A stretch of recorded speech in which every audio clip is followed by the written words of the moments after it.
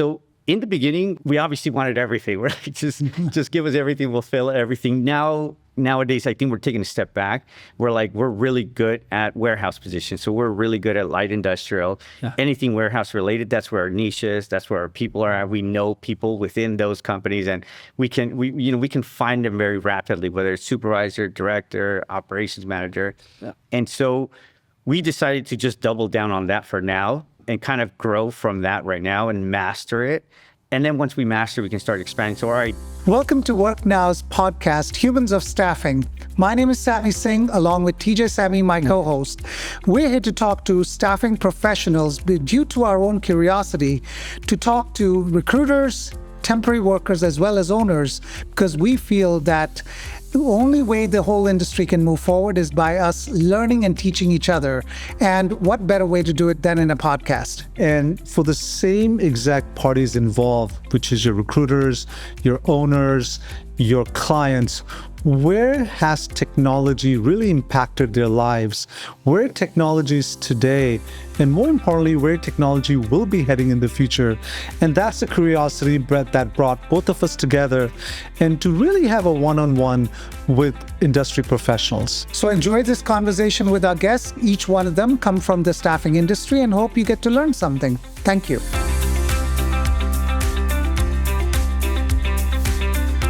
Welcome to Humans of Staffing podcast by Work Now. Wanted to welcome Edgar Mota, the CEO of MDRN Staffing. I can truly say he is personally known to us, a Work Now customer, and all the above. Welcome, Edgar, to the podcast. I know this is a little weird talking with mics in front of us, but the key here is that we are curious about what goes on in staffing in every angle. Okay. And every single company and individual has a different story to tell. Okay, sure. And we just want to make sure we get to talk to you. So tell us, why did you and how did you get into staffing? Talk a little about yourself, toot your own horn, whatever you'd like to do. Sure. So I hope it's interesting, but thank you guys for having me. So thank you. But so my journey started in 2011. I was deployed to Iraq, and when I deployed, obviously Iraq is Iraq. I got back from that deployment, and it was at the end of my contract, and so I didn't renew it. And when I came back from that deployment, I was actually struggling to find work. I don't want to make excuses, but for whatever reason, I was struggling to find it. When I did, I didn't last long. It was always a month, 2 months. It's always bouncing in and out of jobs, and I couldn't keep anything stable after that deployment. And so that happened for about 2 years until finally, I was, rock bottom, financial rock bottom. And a friend tells me, she's like, hey, you should go apply at the staffing agency that I work for. And so I didn't know if I was applying for a position for the staffing agency or for them to find me a job. And I didn't know what a staffing agency really did or what it was. Yeah. And so I went with the suit and tie. And so I went with the suit and tie, not knowing that it was mostly warehouse jobs. Yeah. And I went, and apparently I made an impression on the HR director. And so she offered me an on-site position, so to work at a client site. And that's how the career started in staffing. And I immediately fell in love with it. And I think I realized what I was doing wrong and why I couldn't last at any other job. And it was primarily because I was actually helping people. And so I was working with people, and there was a sense, this huge reward of giving yourself to others, being in service of others. And I think that's what I yearned for from the military. And I didn't have that because I was working security jobs where I had to take down people versus help people. And so there was a sense of reward. And so naturally, I gave it my all, and I advanced very, very quickly through my military background, the leadership skills I learned. I advanced very, very quickly. It was a startup company. And so, within a few years, I had almost gone through every possible position. I got a branch manager. I was doing operations. I was doing payroll. And, I grew very, very rapidly. But what I realized was, as I started, going higher, I started getting desensitized from the day-to-day, from like helping people. And that initial mission started to get, gray and hazy. And that didn't sit well with me. It's easier to say, hey, we're not going to pay these people because we don't have any money, or bounce checks. It's easy to say that from an office versus when you're in on-site and you're dealing with them and you're seeing the tears and you're seeing everything. And so that's where I decided we had to part ways. And, the opportunity kind of landed on my lap. I had an angel investor that came and said, hey, I have this client, I have this money. Do you want to start a staffing agency? And I was like, I'd love to. Never looked back. And so that's how the whole, I guess the short version of how I got into staffing and how I even got into starting Modern Staffing was, the desensitizing of people. And I always wanted to prioritize that is never do wrong by the people, because I think we all operate, we all depend on the employees. And so that's the short version, I guess, of my story. So going back a little bit further than that, curiosity kicks in. What got you into the military? And what did you do in the military? It's not an interesting story as to why I got in. I just, I've always struggled with attention. And so I couldn't sit still in classrooms. And so the idea of going to college, it was just terrifying because I hated it. I hated school. I was not one of those that I look back and miss high school. No, I absolutely hated school. To this day, I hate classroom environments of sitting down and sitting still. And so I had nothing going for me. And so all it took was a recruiter that happened to come to school. Yeah. And he's like, hey, I'm in the military. And they're like, you can start right away. I signed up immediately. I was still in high school. I was 17 years old. And I signed. And to this day, I feel like that's one of the best decisions I've ever made, because I grew so rapidly as a man, as an individual. I feel like I was very immature. I didn't know what I was doing. And with that, it just gave me laser focus into discipline, which has helped me tremendously in business. And so although there was no interesting story as to why I joined the military, what I got out of it was highly beneficial. And again, what I did in the military, so I joined in as a logistics operator. It's very broad, and it's broad for a reason, because they can toss you into any unit. I eventually got tossed into an aviation unit down in Los Alamitos. And that's the company I deployed with. And so I deployed with an aviation unit. And so, then, it was pretty much, that's where I learned all the leadership skills, was in Iraq, actually. How many years in Iraq? So I just did 1 year, one tour. One tour? One tour, yeah. And that was life-changing? That was life-changing, yeah, in every possible way. Yeah, it just allowed me to be patient, appreciate life in a different perspective. And I knew what I wanted. And so it just gave me a crazy drive. Although, I struggled to find my way the first 2 years after that deployment. I don't talk about it much, but I was diagnosed with a mild PTSD. Okay. I don't talk about it much because it's nothing compared to what some of these guys are really going through. It was just, I was still young, and I think it had some kind of effect on me. But, I was able to overcome that. And stuff like that sneaks up on you. You don't even realize it has occurred, right? At a young, impressionable age. Yeah. So that gave you the discipline to basically come in and start this. Yep. What was the first 3 challenges that you felt when you got into staffing as your own?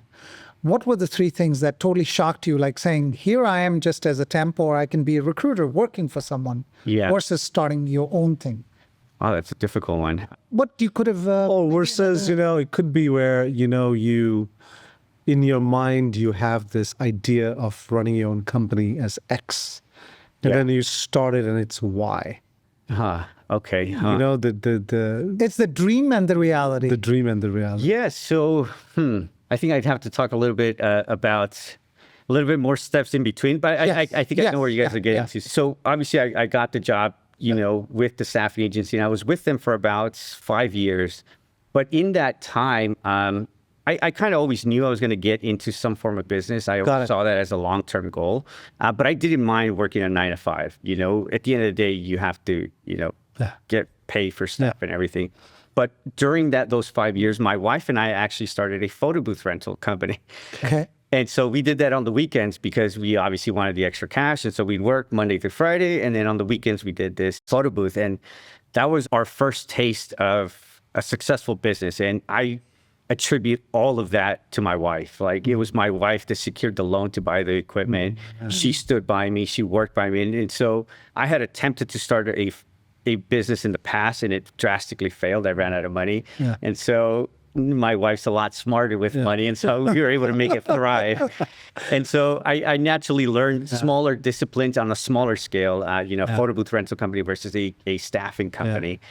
And, once we finally launched the staffing company, we kind of had those disciplines, and I want to say we got it easy. So I learned a lot of bad habits in the beginning Yeah. because we started the staffing agency right before COVID. So it was about 2019. And one of our first clients was a pharmaceutical company. And so we had to really do nothing. Like it was like companies were landing and coming, knocking on our door. And we kind of exploded during COVID because there were so many people looking for workers. So we didn't have to work hard. We didn't have to learn sales like most people normally do. And so it came very, very easy for us. And so when you say what were some of the first challenges that we ran into, that was probably like year 3 into staffing after we were on this, like, oh, this is easy. You just open up a staffing and they just come to you. Yes.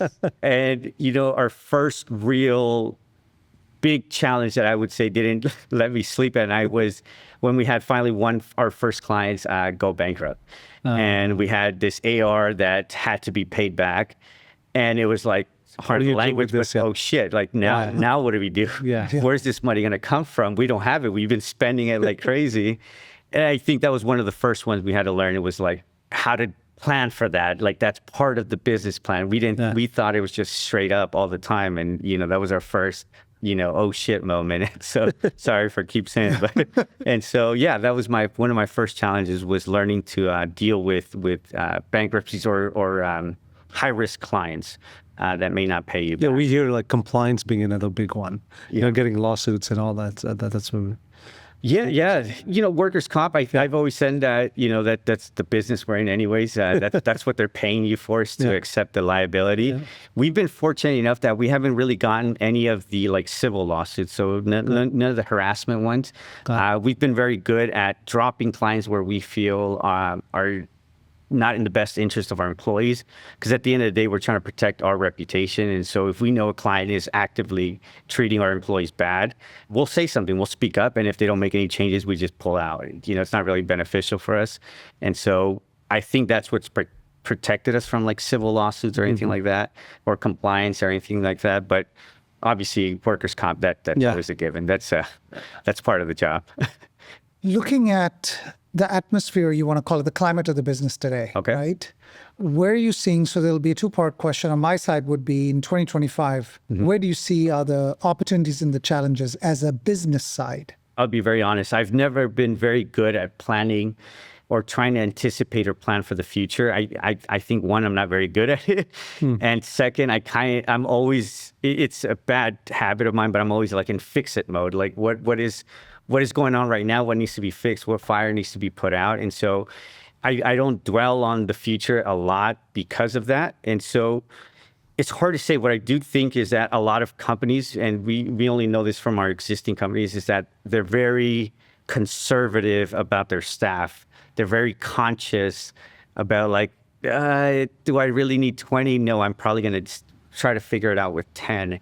And so they're very conscious and they're very like, no, we're going to stop. We're not going to force work or we're not. And so I think everybody's just kind of like not spending a lot of man hours on anything. And so I wouldn't say the economy slowed down, but everyone's just being a lot more conscious, about their spending on, especially on labor, you know, us included internally.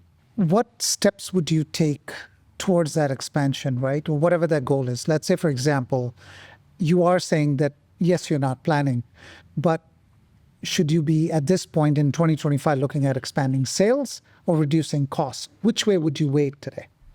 Yes. So us currently I would say like 90% of our focus is in bringing in new business. But I don't know if it's the same for, you know, most staffing companies or most companies right now, but the reason why we're doing it, like I said, I learned some very bad habits those first 3 years of business where clients were just coming. And so we had no real strategy. We just thought it was easy. We just picked up the phone and clients came. We're like, oh, that's easy.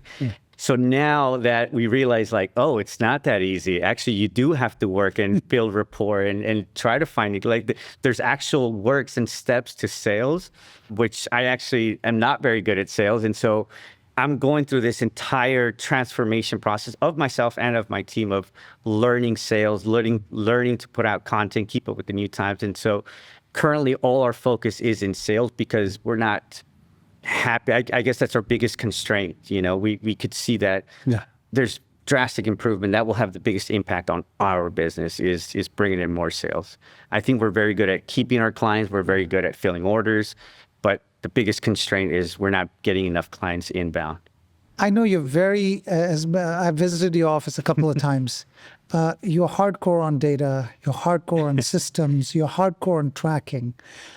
Which three matrix, right? What are the three things? If today you were to look at your business and go, what are the 2 or 3 things, could be 5 even, that you're tracking that tell you whether you're on the right path or the wrong path, things are going well or not going well? Because I know you're very analytical. Yeah, so, it shifts all the time because we're tracking so many metrics, but I can't track them all simultaneously. I have to shift my focus. And so, like I said, because we're focusing in sales right now, we're tracking just about almost every metric in sales. And I'll give you an example. We'll put out a piece of content and we'll look at watch time. And so we'll look at watch time and see how effective it was. And then we're like, okay, that hook or that style of speaking works better. Let's do more of that. And if we play around, we're like, okay, that didn't get that much watch time. That hook didn't work. Let's switch it up. Let's not do less of that, do more of that. And so that's just in content. And then same thing with, because we do a lot of cold calling. And so with cold calling, same thing. We'll track, hey, this call went well with this script, and we'll track this script performed this well. And, versus, hey, let's try this new script and, oh, it didn't perform well. Okay, let's scrap that. And so we'll make these changes probably, 2 weeks in. And so we don't wait. Before we used to wait like, oh, let's try it for 6 months. Yeah, and see what happens. And so now it's just like, no, let's dedicate ourselves for 2 weeks. And okay, that performed terribly. Let's not do that. Let's do this. And so again, right now we're focused on those metrics. When orders were coming in crazy left and right, it was like turnover, focus on turnover, focus on this. Why is this going wrong? What are we doing wrong? Are we telling them correctly, the job correctly? And so I guess what we look at changes from time to time. So on the marketing front, you had mentioned content. Is this content towards a prospect or content towards the talent, the tech? Or both? No, it's mainly towards possible prospects or ideal clients. And so because we're primarily posting this on our LinkedIn, that's primarily what our focus is. We don't struggle to find people. I think naturally word of mouth and, people walk in. And so we actually have an abundance of people. We wish we had more work for that. And what platform is working on the marketing front besides LinkedIn? Do you do TikTok? Do you do any of the platforms that work? Yeah, so it's funny you mentioned TikTok because right when we started feeling comfortable in being in front of a camera, they banned TikTok, and so now I can't download it. And so I do want to start expanding, and so I obviously started on LinkedIn because that's what's been working for us, and so we kind of put all our marbles there for now. Okay, I'm slowly expanding into Instagram, but on a personal side, and just trying to see, again, we're looking at those metrics of like, okay, we got this interest or we got one possible client out of this, what's working, where are we shifting? And so sometimes we just put the same piece of content, not exactly the same, we reformat it to look like it's for Instagram or look like it's for LinkedIn. And so same content, but just different editing style, depending on where we're going to post it. Got it. So you've got a sales team doing outbound sales calls, then you've got content for LinkedIn, driving marketing essentially, getting leads in. Yep. Are you doing physical cold calls as well? What do you mean by physical? Like physical. Walking in? So back in the day when I joined staffing, 95, the goal was every day, my memory's shot.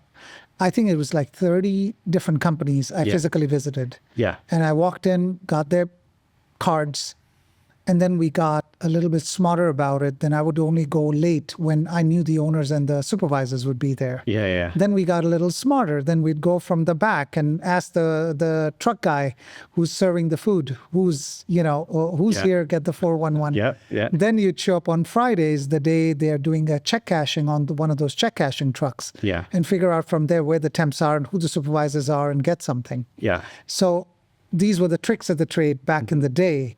And as strange as it seems, while doing all that, it worked. Because you would continue to come back. You come back with 30 business cards. You would make 30 calls. Yeah. You put them in the CRM. Act used to be the CRM back then. And you rinse and repeat the next day. Yeah. That was it. So any physical at all at this point? No, so and the reason we don't do physical is I agree with you. I've learned that's how I started the agency I was working for before I started my own. That's how they did it, and it worked for them. I think companies are getting smarter. Yeah. They're not allowing it as easily, and and some of them actually get offended by it. Some of them, and it leaves a bad taste in their mouth. And so it's not that I don't think it's effective. I just think in terms of volume, because we don't have the luxury of I tried to time it once of how many they can actually take intake, and I think the average was about like 10 to 15 clients that they were able to reach in an 8-hour period. And so that's with their lunch, their breaks, and they would park in one location, walk. Oh, like physically walk out. Physically, got it. And so they were only able to get about 10 to 15. And this was, I didn't tell them I was timing it, but I actually was recording. I was like, oh, that's only about like 10 to 15. But when we started with cold outreach on LinkedIn and combining that with cold calling.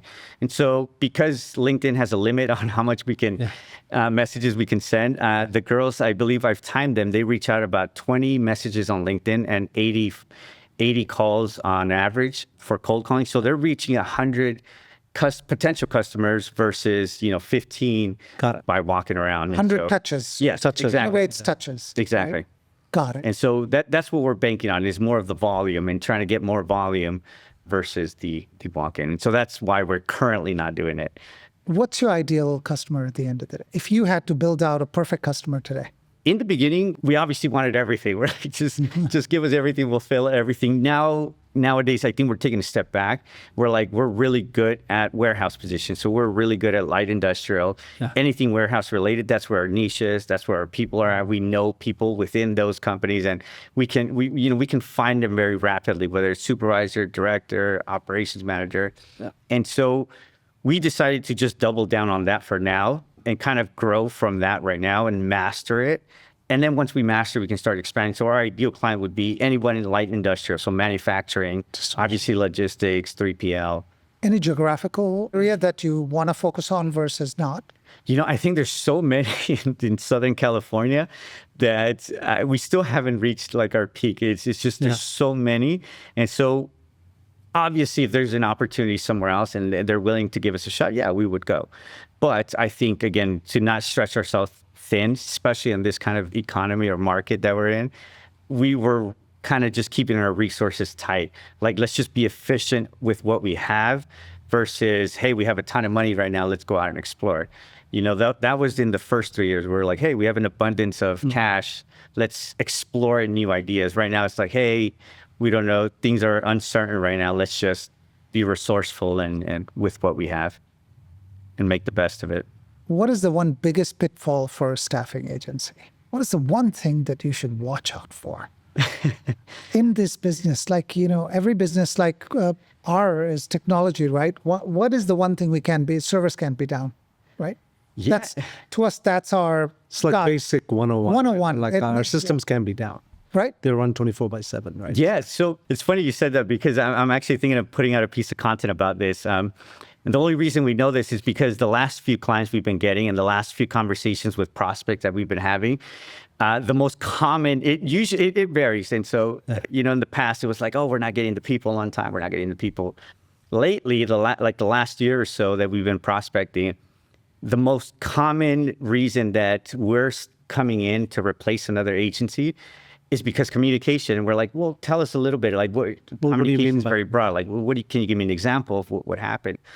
What we saw that the most common reason or where they're failing it. So it's not that agencies don't communicate, because when there's good news, we're very good at communicating. Hey, we have the right candidate. Yeah. Hey, we filled that order. Hey, we're here, the 10 people you requested. We're very, very good at that. Or hey, this guy called out sick or this and that.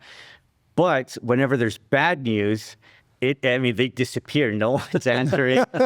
No one likes to talk, and they just don't communicate. And so I would say that that's one of our strong suits, and it's common sense. But but I do see it within my own team when they're first starting off. They're terrified of telling them bad news. And I told them, I was like, put yourself in their shoes. Like if they ask for 5 and you don't respond, they're assuming they're getting 5 tomorrow morning. Like their operations are depending on those 5 people. So, if you don't have them, tell them before they go home. Like that's at the bare minimum, and it's okay. Like that just makes us human. Yes, we can do better, or tell them what problems are you running into. Like, hey, they want more money, or hey, this particular skill set.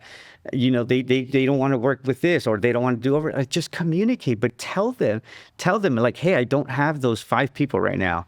These are the challenges I'm running. This is what we can do differently. Are you willing to go up another $1? But just communicate. And I was like, don't let him find out tomorrow morning when he's expecting those 5 that those 5 didn't show up. That'll be because a difficult conversation. Yeah, and that's and that hurts the reputation even more. And all it takes is one time, because you piss off the wrong person. The CEO happened to be on the floor that day. And he was expecting those 5 people, and that's all it takes, and they get dropped that quickly. And so I constantly have to share this with my own team, because they're one of the ones that are terrified. And so I have to jump in and be like, look, it's not that hard. And I tell them, and we jump in and like, hey, I failed. This is my fault. This is what I'm going to do differently to fix it, and it won't happen again. If you say every time you mess up, you respond that way, you don't make excuses, I was like, it will be okay. And you won't get dropped. I was like, because mistakes happen. And so, that is the biggest, at least right now, of why agencies are getting dropped. It's a simple communication when it comes to bad news. But obviously the good news is an easy one. Well, nobody wants to deliver the bad news, right? Yeah. It's one-on-one, because at the end of the day, you're going to have to give the same news. You just have to give it a little later. Yeah. Who wants to do the tough part? Nobody does. Yeah. As humans, we're going to go there, right? Yeah. On your personal front, I know that you're highly disciplined on your workouts and everything. Thank you. That's something that I know Daniel spoke about as well. I know it for a fact because I've golfed with you. Give us a little bit of a rundown, because every part of that always carries into business and other things.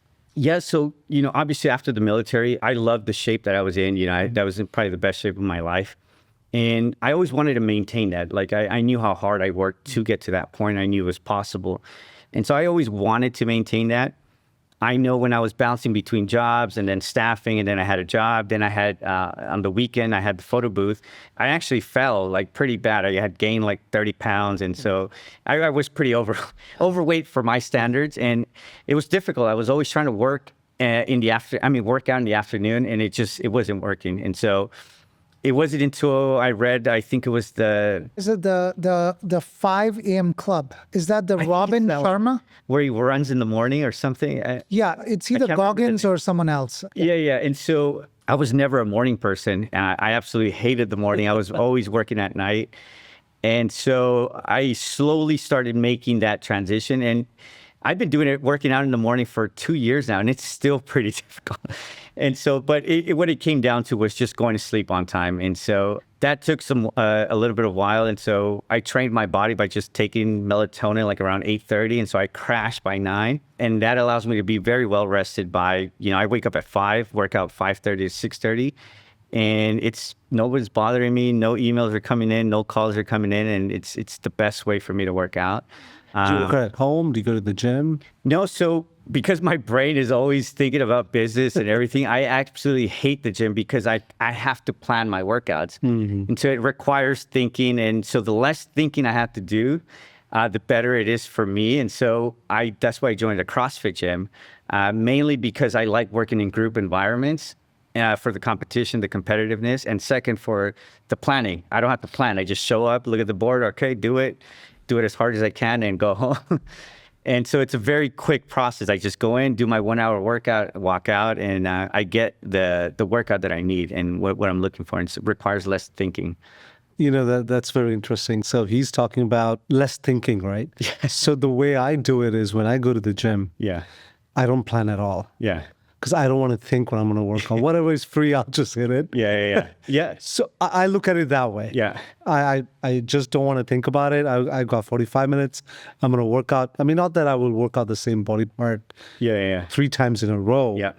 But then I do take yoga classes. And in those, it's all structured. Yeah. So that one also I like because I don't Nice. think twice about it. Yep. That's why actually all my wardrobe is primarily black because I don't like to think about what I'm Yeah, going to wear either. I just put on whatever and it's always going to match because it's always black. Is it Mark Zuckerberg that? No, it's Mark Zuckerberg, and actually, mainly it was Steve Jobs Yeah. who did that. The same T-shirt and the same jeans he always wore. So you just wear black every day, right? Whatever. He actually even just bought the same car every 6 months. Oh, really? So Steve Jobs, because he didn't want to put a plate on his car, there was a rule in California that said you don't have to have your plates on your car, a brand new car, until 6 months or something. Yeah. So the day before the 6 month was over, the dealership would drop him the next car, and he would. So for years and years, he never ever. Even had with a license plate, it was the same car. Yeah. But it was a newer car every time. Obviously, when you're a billionaire, you can do whatever you want. But it is, to some extent, goes back to that simplicity. I didn't know that. I thought I was the only weird one that did that. I just the less thinking I have to do, or the less decisions I have to do throughout the day, the better it is for me. Do you find yourself in, at least that's true for me, because we have to make decisions all day about everything, that when you go into a place where you don't have to make a decision and somebody tells you what to do and you just go out and do it and not think about consequences much more than you would on your own, do you find that to be relaxing, or do you still feel like you have to have control over it? Wow. I don't know. If we're on vacation, someone tells us to drink, we're going to, I guess it depends on the scenario. But yeah, I mean, if it's something that doesn't affect my life or anything really, then I don't really question it. I just go in there and do it. CrossFit, for example. I don't question it. They just put it on the board. I don't care if we just did that yesterday. I don't care if it's a workout I hate or a movement I hate. I just do it. Just because I know it's going to be beneficial for me in one way or another. And do it, get in, get out, and keep going. And what else? Are you still playing golf? Not as much. So typically, the last quarter of the year, it's always very difficult for me to go out and golf. It's the busiest. And so, no, I have not been, but I'm trying to get back into it right now. But right now, again, my shift is in sales. And so if my golf game suffers because of sales, that's okay. It's okay. Yeah. That's everyone. Everyone. Within your... It could be competitors, it could be anyone. Which one or two companies within staffing or in general that you admire, that you're like, gosh, I wish I had it down like this? Yeah, so I think there's one I've a few that I always admire. And the reason I admire is because I had friends that went to these companies and, they always, come up and they're like, hey, look at what we went, look at the training. One of them would be Randstad. I highly look up to them, their training, the way they market themselves and everything about them. I love Randstad huge. And so my respects to them. The other one would be Apple One. Actually, I haven't heard much about them lately, but I remember when I was in staffing, barely starting off, there were ones I really looked up to. I would say those are the primary ones that I'm constantly like, man, I wish one day we'll get to that level. And so those two would be the biggest ones I look up to. Because right now, Edgar, you're very young, but what kind of conversation will we have when you're 50 plus years old? 30 years from now, where do you think you'll be sitting, and at what stage would you be at if we were having the same conversation at that time? Would you still be in staffing? What kind of business you would have? Just it's a mindset and a dream where you would like to see yourself. Yeah, again, it's hard for me to really envision myself and to that far ahead. It seems so distant. I know it can come by quick. The only thing that I really wish for is that I'm still surrounded by people that I enjoy being around. I picked this up from Ray Dalio Principles, and he always worked with people that he enjoyed being around. Yes, they were very intelligent, they're very capable people, but at the end of the day, he had fun with them. And, that's, currently how it is with Modern Staffing. That's how it was with the photo booth company. It was always people I enjoyed being around, people I consider family, friends, family. And so wherever I'm at 50, I just hope that I'm still doing what I enjoy, that it doesn't feel like work. It just feels like, family, that I'm working with family and we're working towards a goal.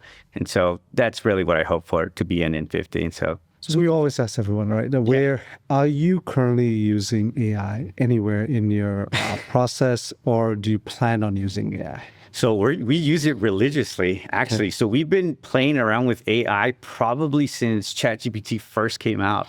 I was toying around with it since it came out. And so I've been following it with all its updates, and we use it religiously in probably in sales, in content creation, in everything. And because I feel we've gotten that advantage of using it very early on, it's almost like implemented within our operations. And so, yeah, we use it religiously. Now, is your staff trained on it as well? So to an extent, to certain things. So we use prompts a lot. And so they don't know necessarily how to create a prompt or how to speak to it. But once we've finalized a prompt, like, hey, this is really good at screening resumes, they're very good at just obviously the copying and pasting, but it's almost automatic for them. Like, oh crap, I have to do all this.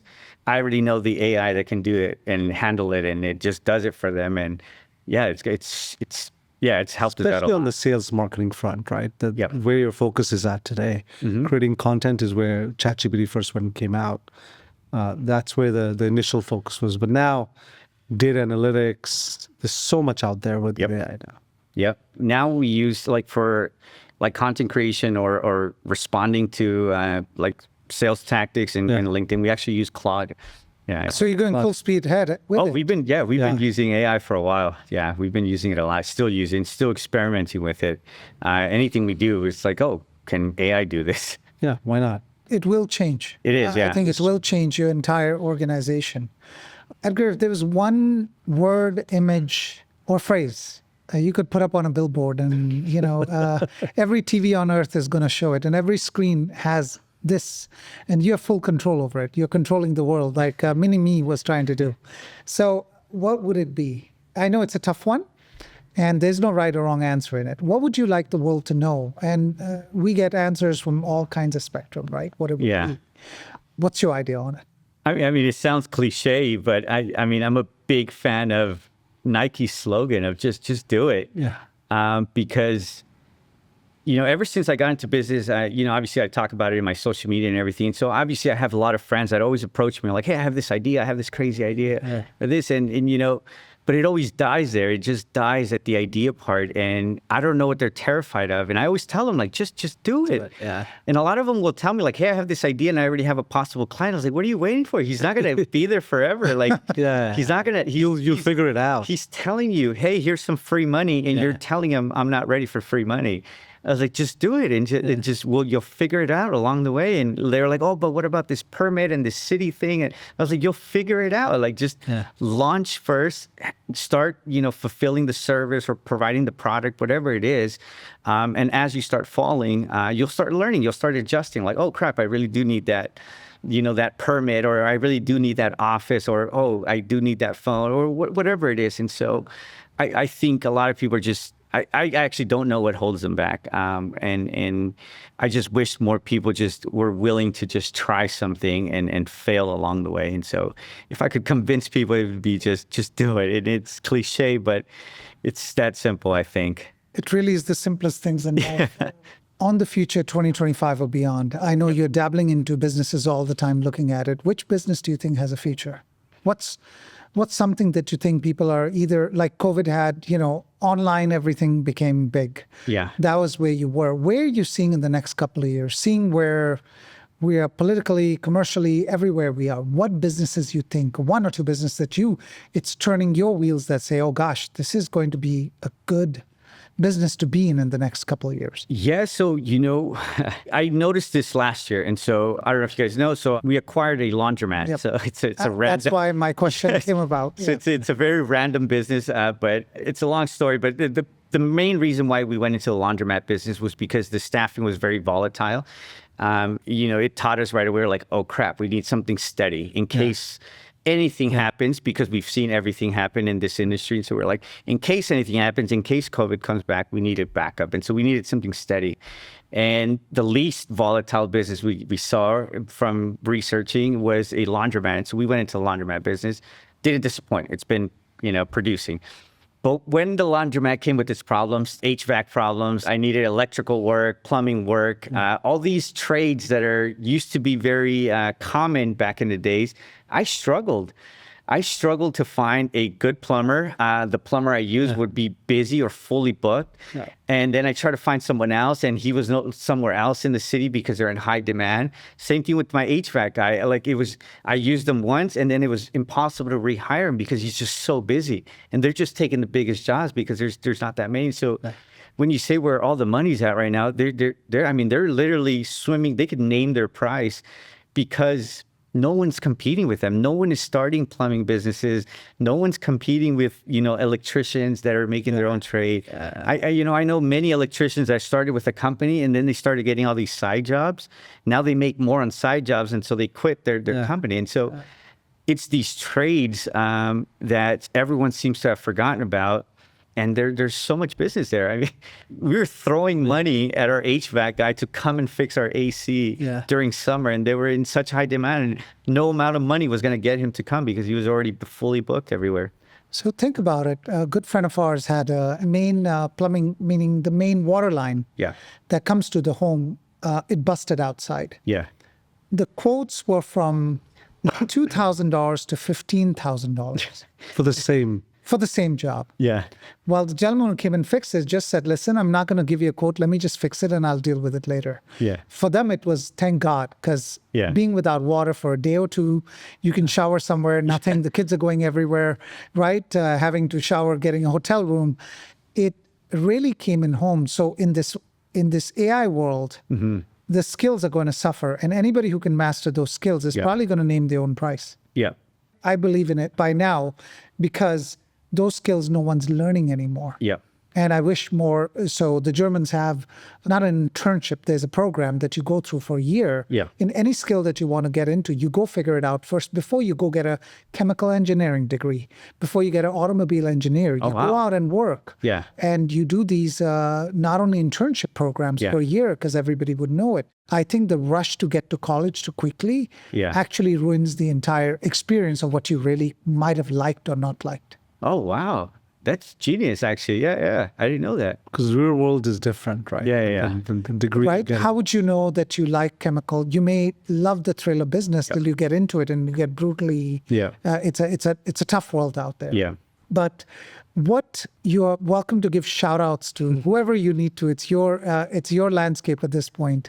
I know for us on our side, it's a big thank you for being WorkNow's. Like, you're a diligent customer, always making sure it works, giving us ideas, always telling us what is right and helping us improve. Yeah. Those to us are invaluable because if the client is not on that pedestal, who else should be? No one. Yeah.